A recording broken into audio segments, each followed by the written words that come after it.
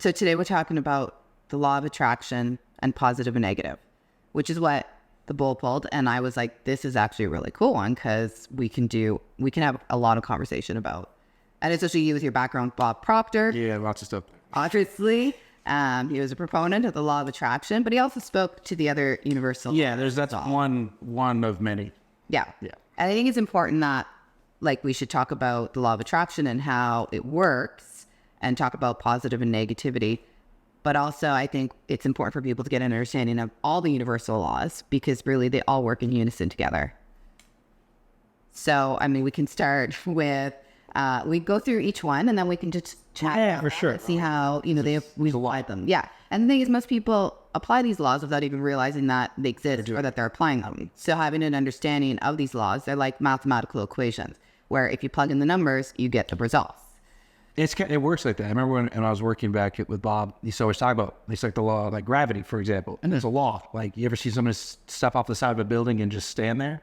Like, you fall, right? So he goes, there is laws that this universe has, and if you don't understand them, then yes, you can kind of use them to your advantage at times. And they're consistent laws, right? And that's a good one. It's not like gravity only applies in certain circumstances. We used to debate that all the time. Like, have you ever seen it? Well, at one magic show, okay, that's not... Yeah, that doesn't exist. That's a trick, but no one's floated, walked on water like that, so... But we tend to just think that the laws apply in certain circumstances, like the law of attraction. Yeah.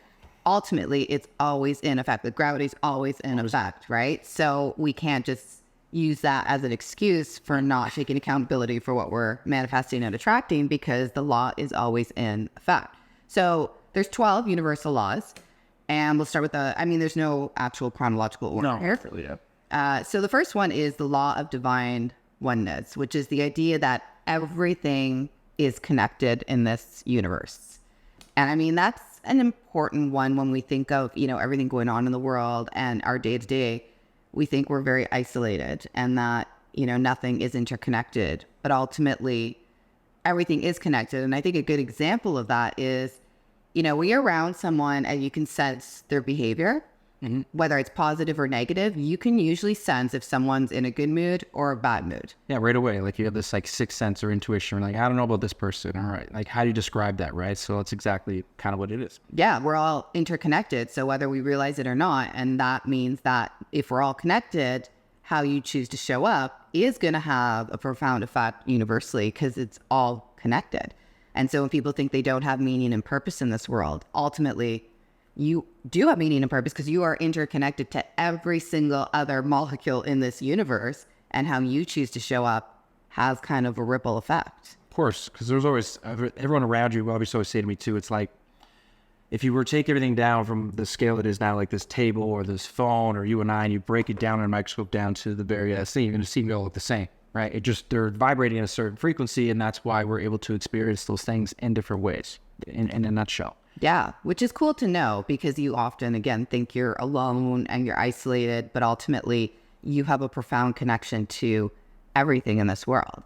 And so it's important to keep awareness on that because how you show up does have an impact everywhere.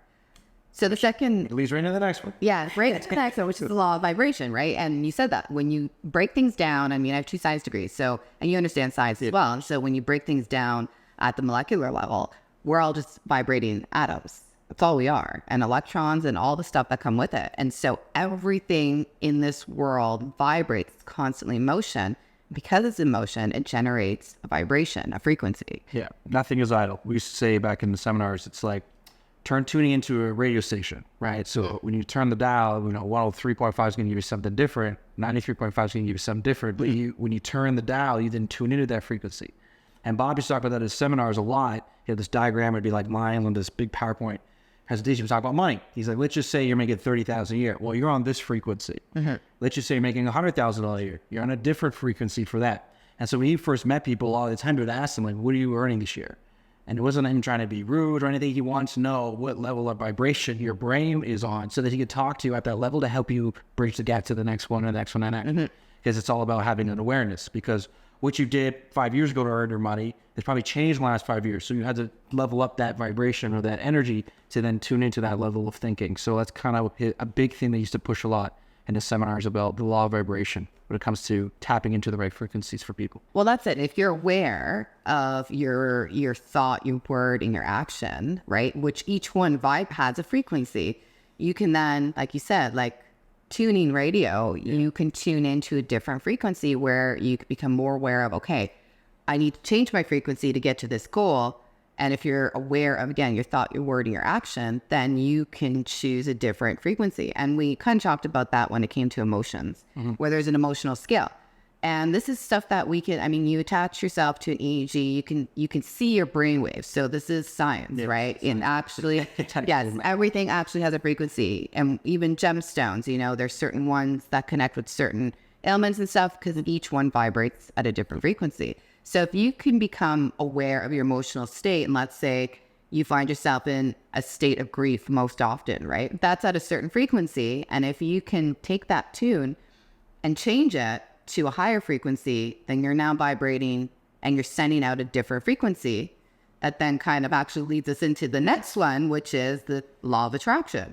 And that's all about like attracts like, but not just like attracts like, you know, dislike attracts dislike. Of course. So when you're vibrating at that frequency and you're putting out those vibrations, like you said, like that diagram, you're going to match whatever's on that plane.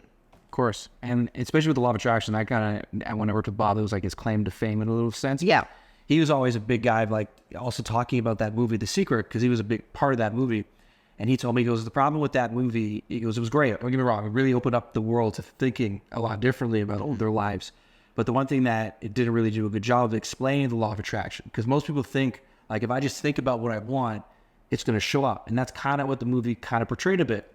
But he goes, that's not really it. Either is all these other laws that play an effect to achieve goals. We just highlighted that one. And he goes, the funny thing is, the real law of attraction, the secret of the law of attraction in the movie The Secret is actually the end of the movie. But he said, I don't think it's in the new version that you would see today, but it was when they first came out. At the end of the movie, they write in the sand. He said, it would feel good now.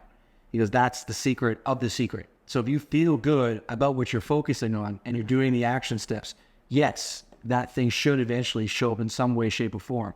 But if you're just holding this idea where you can just think about it and I'm going to manifest this thing and attract what I want and all that is it's not going to happen. Because if that was the case, I would close my eyes, snap my fingers, and I'd have everything I wanted. Right. So it doesn't really work that way. Well, and there's levels to it, right? Often people think, well, I'm putting this out there, but there's also the subconscious, right? Yes. And again, you know, if we go back to the wounds, if you haven't dealt and healed with all the wounds that lie within your subconscious, you are kind of superficially looking at things and saying, yeah, I'm feeling good and I'm attracting whatever's above that kind of that iceberg. You're not looking at what's below. And so there's a huge hindrance in what you're actually attracting because your subconscious is also attracting and it's attracting whatever is within that frequency as well. And if you haven't cleaned that up, you're putting that out without realizing it. Like, why just keep having keep it in the walls? So I mean, the secret, something there. And there always is, right? And the secret was great at introducing that superficial piece of like, yes, this is the premise of it. This is the methodology. In order to get there, though, you have to be willing to do the work, which kind of leads us to the law of inspired action, which is all about showing up wholesomely. So, you know, your thought, your word, and your action have to all be consistent, and you have to show up in that so that you're vibrating at that frequency and that you're attracting that which you want. Well, it takes a lot, and that's what inspired action was. The biggest thing that I think when I worked with Bob, he was really a big advocate on that. People didn't really know was that he was always about, what are you doing today? What's being done today? What's your goal? What action steps are you taking? Because you can't sit around idle and expect things to kind of happen for you. And then in truth, what you just said about your thoughts, words, actions all have to line up. If there is a congruency there where they're not lined up, then yeah, you're going to get a shitstorm, right? Usually you start experiencing that in life. Like, why does this keep happening? Well, there's something that's not lining up. Even with me, like I had a tough time attracting, at the time, we use that word a lot, business partners that were like me. I was getting a lot of people that was hand-holding and like trying to push uphill one of the businesses I was running. And so then I remember Bob was like, well, do this list for law of attraction we worked on for your goals, but do that for a person now. Because obviously there's something in you that's bringing this, repeated pattern. So I had written down, he made me write down a list of all the traits of somebody that I would want to work with. Like they're motivated, they're self-motivated, they're driven, blah, blah, blah, blah, blah. So I had this list, and then every day I would write it out and look at it, and write it out and look at it. And then over the course of the next couple months, I was in the middle of Oakville, and a guy ran after my car at a snowstorm, and it was just me by myself. I rolled the window down, Yeah. met this guy randomly. This is a true story. His name's Evan. And he ended up being one of my top producing guys in my company. It was exactly everything on that list. And that was my first time like, wow, like, how do I explain this to somebody? You really can't. Even how we met doesn't make any sense either. Like, I'm on an empty road.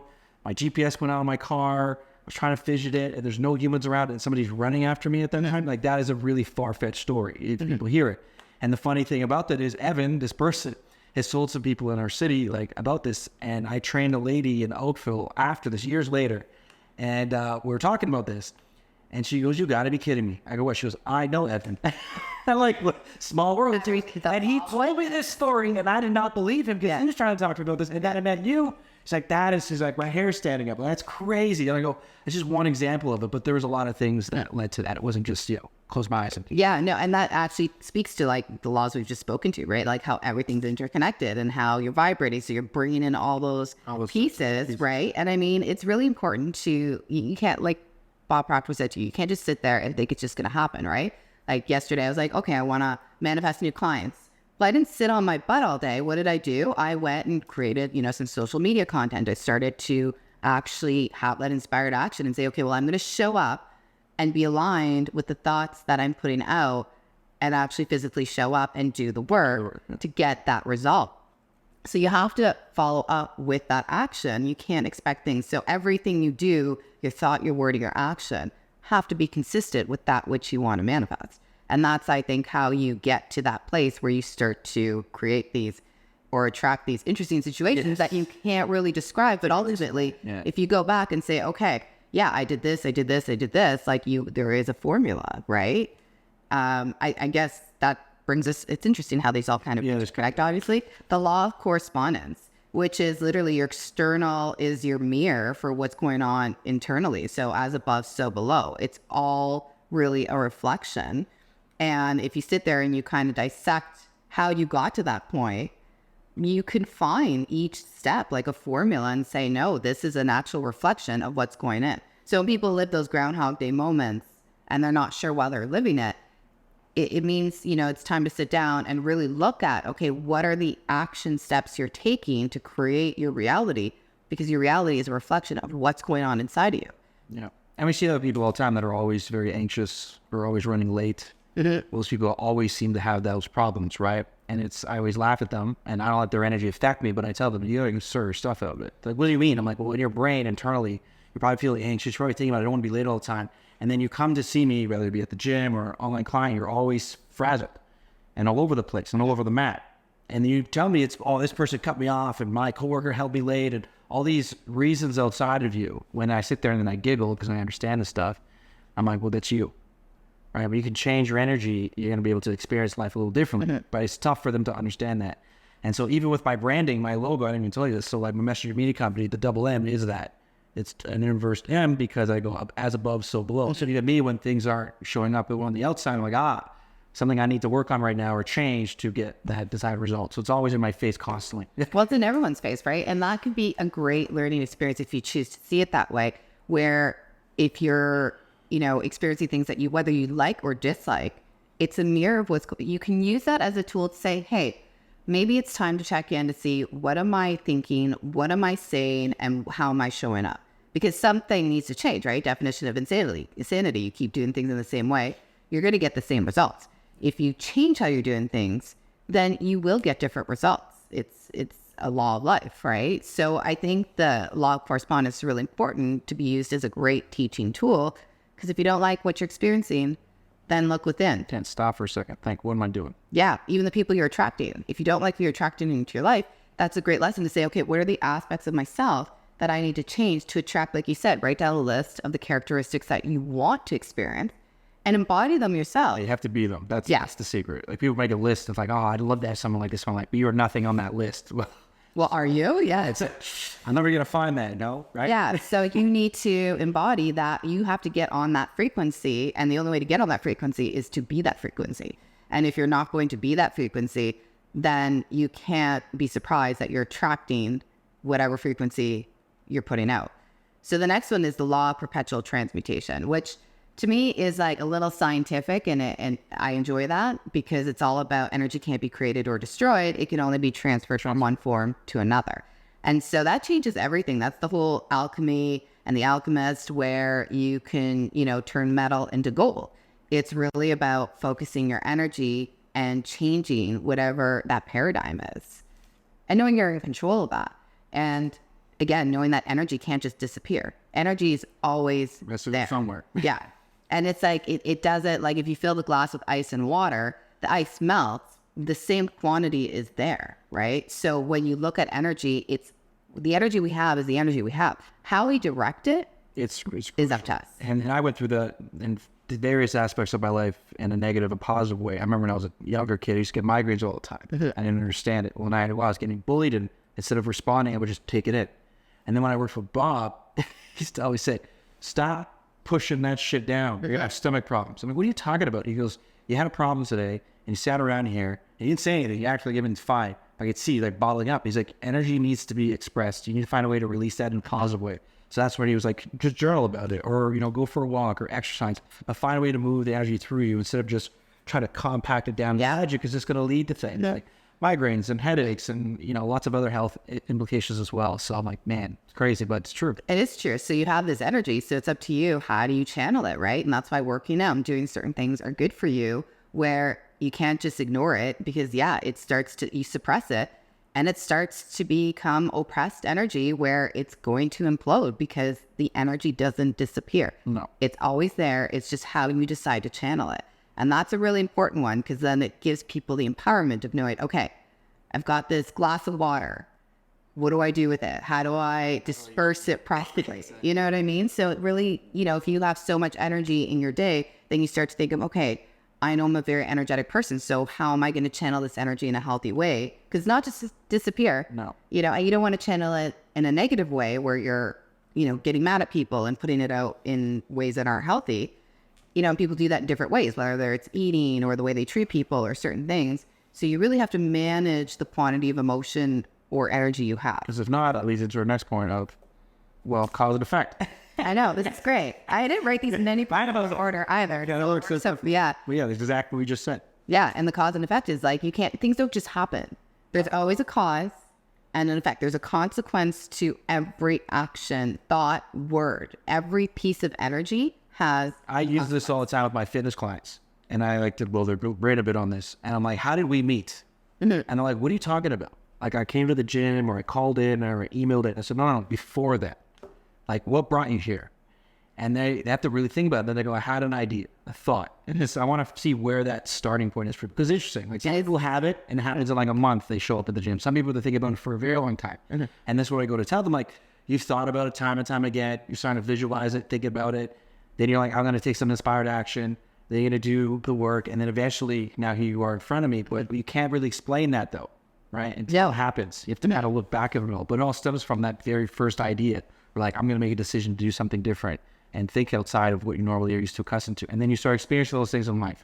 But it's a delay. It's not immediate. No. Bobby said it was immediate, like we would hate our lives. You think of something you want, like an elephant in bed, it's right there. Yeah, little, remember that example. Right? That's exactly the movie, right? Well, and it's just like, even going further, like even before, they got into a situation where maybe, they had a baby and they needed to lose the weight, right? So it's interesting how that cause and effect, but there's always... and that's why the medical world is always interesting too, because they always look at the effect, not necessarily the cause, right? It's very symptomatic. Ultimately, there's always a cause to how you got somewhere, and how you find it. Well, that's up to you to kind of sit there and dissect it, but things don't just happen, and it's always cyclic. Yeah. The effect always, it'll affect the cause, and the cause will affect the effect. Like, it's constantly moving. Yeah. Which is cool to know that there's always consequences, good or bad. So choose wisely. Because if you don't, then the law of compensation comes into play, where, you put out what you get. Yes. So, people think, again, I always say, pay attention to your thought, your word, and your action, because whatever you're putting out energetically, right, whatever frequency you're putting out, that is what you're going to experience. And again, it ties in all these. It's a mirror. So if you think you're going to put out things that are negative, that aren't healthy, and you think you're going to complain that you're getting that right back. And I always find that interesting when people are complaining about the people or the situations. And I'm like, wait a second, have you sat down to really look at your life and what you're doing and who you are in, in relation to that. Yeah. And a lot of people don't, but you always get out what you put in. And as an entrepreneur, it's very difficult for people when I coach entrepreneurs in business for them to understand that. And it's like the whole idea of do more than what you're paid for type of thing. Like the work I'm doing now, I may not get paid for. And like this podcast, I might not get paid for that. People always think like I want to attach my activity to compensation immediately. And those people are your employees, right? Trip my time, I get them shit. Yeah. For me, it's like that doesn't happen. And people who, I guess, socialize with me will see it happen time and time again where they just say something falls through and I'm like, it's a financial thing. Like, oh my God, that's terrible. I'm like, no, that wasn't just for me. Like something else will come. And then sometimes it's like the next day or 3 days later, boom, something else shows up and it was better or more in line with what I wanted to do. And then magic happens. So it's tough for you to think like that for most people if you haven't been around this type of content. But that's kind of how you have to really go about doing it. Because if not, yes, you would spend yourself in a stressful environment, probably end up going to the mental health hospital because, it's going to be a tough road. It is. And when you don't see the immediate compensation, right, where you're at something for some time and maybe it's not that you're not seeing, maybe you're just not able to see the smaller piece. Well, it's like fitness too. I tell people my fitness background has prepared me for my business stuff, right? Because you think about it, you go to the gym I bet the other day somebody came in, and this is a sad story, but I don't care. I don't get offended by anything. So this guy comes in, he goes, I want to get a trainer. I'm like, okay, cool. He goes, now, every time they ask me like, why? They're like, what's the goal? Like, why do you train? He goes, I want to get in shape. He goes, I don't want to get big though. I kind of want to be like you. Like you're a small guy. And I'm like, you don't say that to it like a fitness guy. Yeah. He's like, I don't mean like, he's like, oh, that was really big. It's like, I don't know. I get what you're saying. You don't want to look like a steroid guy. He goes, well, how long have you been training? I'm like 20 years. He's like, oh my God. Like, that's crazy, right? And like, but how long did it take to see results? Well, 3, 6, 9 months, a year, depending on what the goal is at the time. So you do all that work, not seeing anything, and then later on you reap the benefits.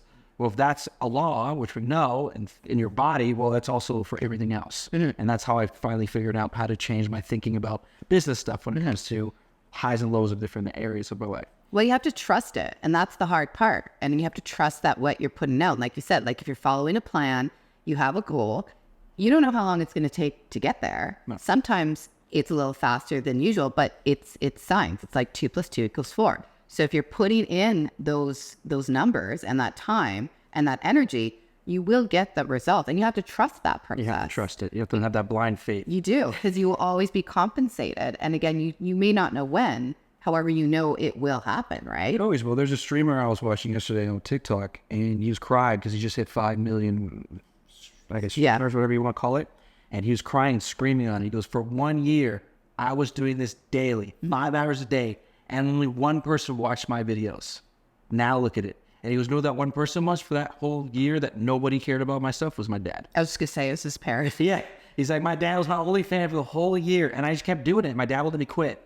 He's like, you got to keep it going. And now, like, that's, I think, a $12.5 million a month deal based on the numbers he's got for, I think it's a Kick platform or something. He was sharing it. That's amazing. It's crazy, right? So it's the same idea. He maybe if he knew about this or not, he applied a lot of this stuff. That's the thing. And we often give up before we see the compensation. Of course. It's easy to give up because you're not seeing the results immediately because we're in a time and space where immediacy is what we expect. However, compensation does come. We just have to be patient with it. And that's been a challenge. Patience and persistence is the two that I always tell. Yeah, which is cool because it brings again to the law of relativity, and everything's comparable. Everything's subjective. Everything's based on perception. Like you and I can meet someone, that person could be talking to both of us, and we can both walk away with 2 completely different experiences of that person because everything is relative.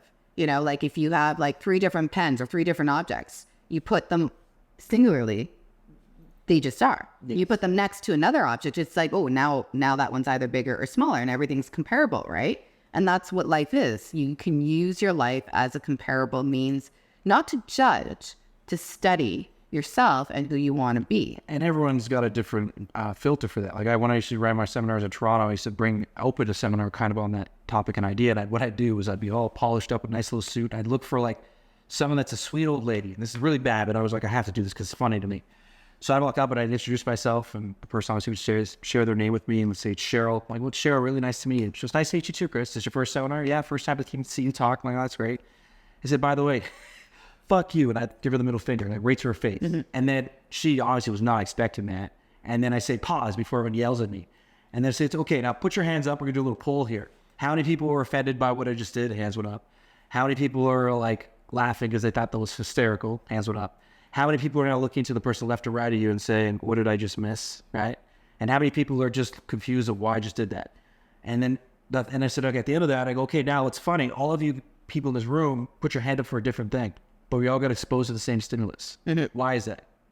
How come you have a different perspective and you have a different perspective? And I go, this is why lacking communication, maybe in a workplace, your environment, you guys don't understand that they're just exposed to the same environment, but at a different filter, a different lens, and a different way of looking at things. And they related it differently, right? So cultural norms do that. Where you're growing up, some that. So many factors play a role in and how that tends to be. But it was cool to show them right then and there, like maybe you need to think a little bit differently when you are communicating or what you accept as being factual or not factual, right? And you had a good point. Like the thing is with relativity is that there's so many layers based on how you were raised, right? The culture, the environment, your upbringing, the values, the beliefs, all that's going to program you to experience something in a very different way. No one will experience things in the same way because none of us have the same experiences. I mean, superficially we may, but deep down emotionally, we all have different trauma. And that's going to shape our perspective on a situation. Like you said, all these people in the room, they're all going to experience something different. It's just like a crime scene. Yeah. When you start to, investigate and you're interviewing witnesses, they all saw the same thing, but they all have different perspectives. And so it's interesting because you always have to, consider the fact that they have different belief systems that are going to shift. It's all relative. You can't assume, and like I said, communication, we often assume we all have the same definition. It's like the word love. We all think we have the same definition. So when we're using it, it's landing differently with different people because based on how they experienced it throughout their life, they have a different perspective of it. So, and that kind of brings us to the law of polarity where everything has an opposite pole, right? There's fear at one end, there's love at the other end. Every emotion has a polar opposition. And we're up and the light or up and the down. Yeah, the positive, the negative. It's everything. There's that yin and yang, right? Like there's that balance of everything. So, which is great when you become aware of that, because if you find yourself, okay, I'm feeling fear, what's the polar opposite? Love. Okay, so now I get to choose, do I want to stay in fear or do I want to move to love, right? And everything has that polar opposite. Yeah, every time I find myself thinking negatively about something or doing something, I'll try my best to go right to the positive on it and get myself out of it. So for an example, I use this with fitness all the time, and I do this with my clients. I'm like, why do you do that to yourself? So usually I'll go to the gym like, hey, what do I want to do today? And I have like a list in my brain, but just for so long, I kind of know. But then the moment I think of the exercise that I don't want to do, I do that one first. And people are like, well, why do you do that? I'm like, because if I'm having that, this is sort of like, I don't want to because it's hard. I want to force my brain to do the hard thing. So then if the hard thing becomes easy, because I work for myself and that's kind of life. And that's what you push others to do. Yeah. And so it's like, you have to break through those paradigms that will slow you down when it comes to achieving what you want. So I'll always try my best when those things happen, but I'm going to act that way. And say they would love and fear, right? If I'm fearful about something, I'll laugh at it. Because laughter in life, God, why are you scared of that? Like, really? And it changes how you feel. It has to the other side, right? Which is great. So, I mean, it's important to understand that emotional spectrum so that people can choose where they want to land on that. And everything has a polar opposite. So you're never stuck. You're never isolated. You can always choose the other end.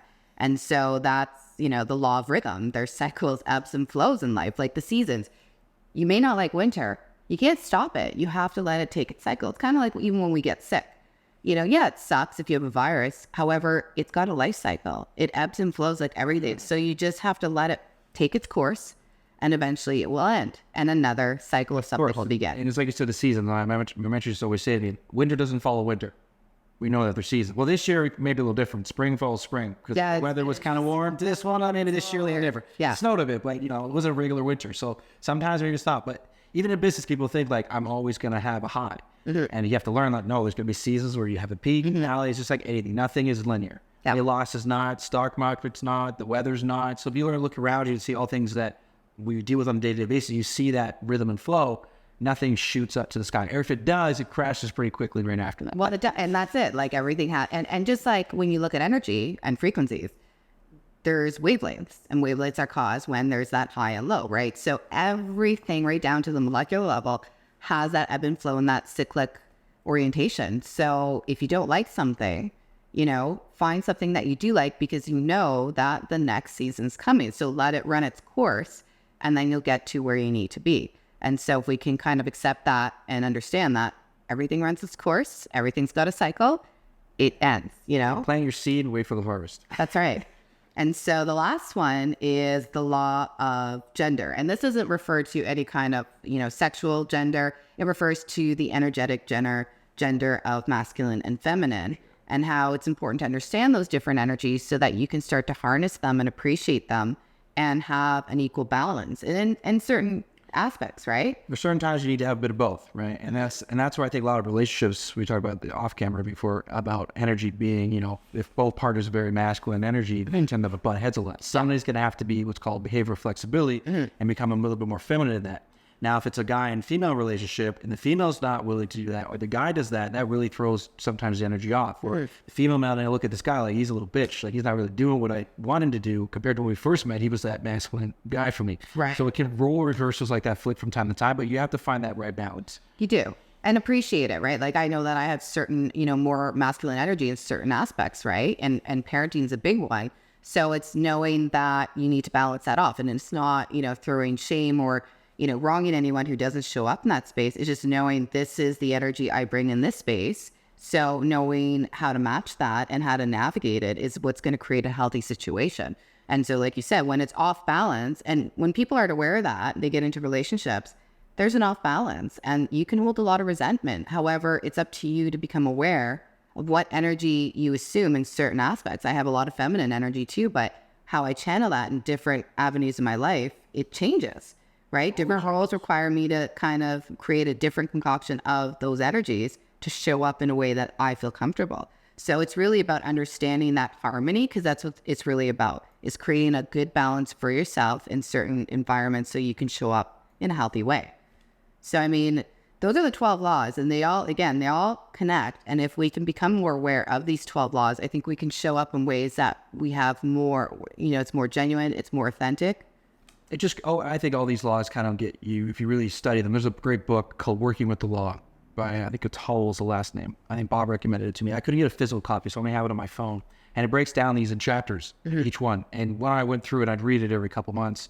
It just kind of makes you more aware of what's going on around you, because everything around you kind of brought it to your resistance in a way, I think. So you kind of can use it as like little check marks. So they are things coming into the right way that I want my life to look like. Even me moving from where it was here, or Toronto out to Sudbury now, my whole schedule, I'm like, I got to change it. And I'd have, and it's now been a little bit more balanced because I was able to take that time to really think about how do I want to experience life moving forward? Do I always want to be working 12, 15-hour days? No, maybe I need to create some balance, because if I do that for the rest of my life, I'm probably not going to experience a lot of things. And it wasn't until a psychic friend of mine had said this thing to me very profoundly. She had said, Chris, you've traveled the world, but you've never traveled. And I was like, what do you mean by that? She goes, well, every time you went somewhere, you were so fixated on your work, your videos, doing stuff. You didn't really experience things that you probably should have to take yourself out of that. So when you do travel in the future, try to be mindful of that, so you can see things a little bit differently through another lens besides your camera lens, right? Well, yeah, and it makes sense. I would encourage people to look at these 12 laws, and at the end of your day, like you said, check off like, hey, which law did I observe today? It's always fun. It's a fun game you play yourself. Yeah, and it's a good observation to say like, hey, like these laws are in effect, like gravity. They are always in effect. When you become consciously aware of them, you become empowered to, like the alchemist, use them to start to manifest and create the life that you want to live. And so it's a fun exercise, write down the laws and just sit down at the end of the day and journal. Like, yeah, this is how this one happened. This is how I observed this one. And just see how they all interconnect and how they play a part in your life. And that's perfect awareness, because that then allows you to start to choose how to use them. Yes. Yeah.